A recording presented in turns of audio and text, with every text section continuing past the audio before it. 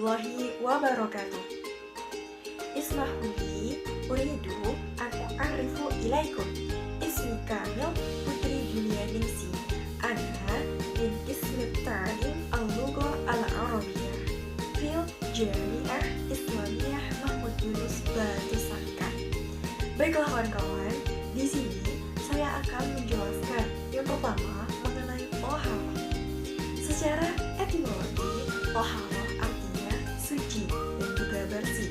Menurut syara, toharoh adalah mensucikan diri dari hadas ataupun najis dengan cara mandi, berwudu, ataupun tayamum. Selanjutnya adalah dasar hukum toharoh. Dalam pandangan Islam, bertoharoh adalah sesuatu yang sangatlah urgent ataupun penting. Dasar hukumnya dalam Quran Surah Al-Baqarah ayat 222. Bismillahirrahmanirrahim. Innallaha yuhibbut tawwabin wa yuhibbul mutatahhirin. Yang artinya, sesungguhnya Allah mensukai orang-orang yang bertobat dan juga orang-orang yang mensucikan diri. Dalam Quran Surah Al-Maidah ayat 6 dikatakan bahwa dan jika kamu dalam keadaan junub, maka mandilah. Dalam hadis juga dikatakan bahwasannya pembuka pintu sholat adalah toharoh. Maka dari itu, para ulama berpendapat bahwa ketika kita terkena najis ataupun ketika kita sedang berhadas, maka wajib hukumnya kita itu untuk bertoharoh. Yang selanjutnya adalah macam-macam toharoh. Terbagi menjadi dua.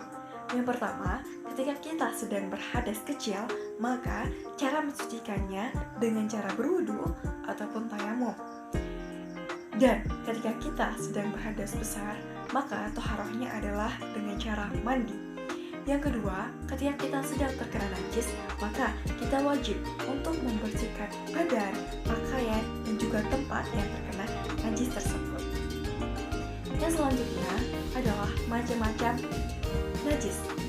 Yang pertama, najis mukhalatoh atau najis berat, yaitu apabila terkena sentuhan ataupun jilatan anjing dan juga babi.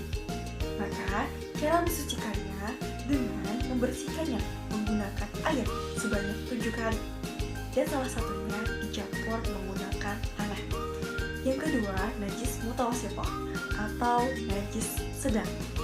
Apabila ada kotoran manusia, air kencing, nanah, darah.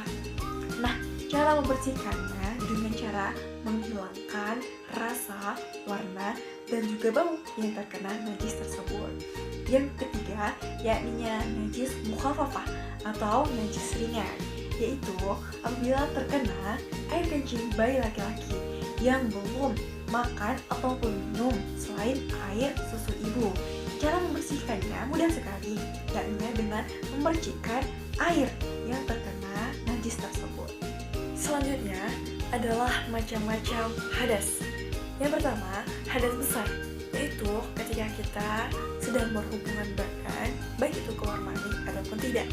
Yang kedua, disebabkan karena kita sedang keluar mani, baik itu karena mimpi ataupun disebabkan oleh hal lain.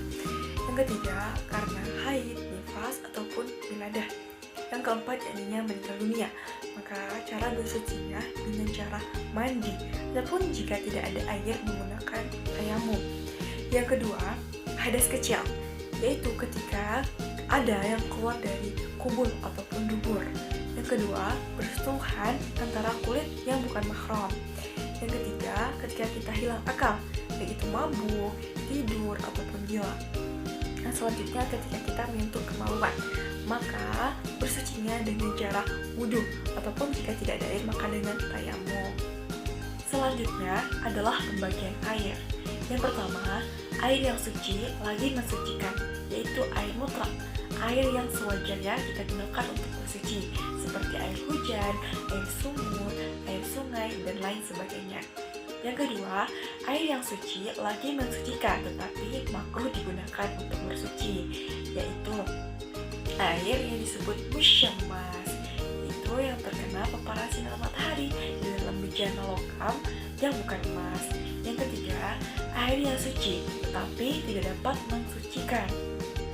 Terbagi menjadi dua. Yang pertama, air mustamal, yaitu air yang telah digunakan untuk bersuci.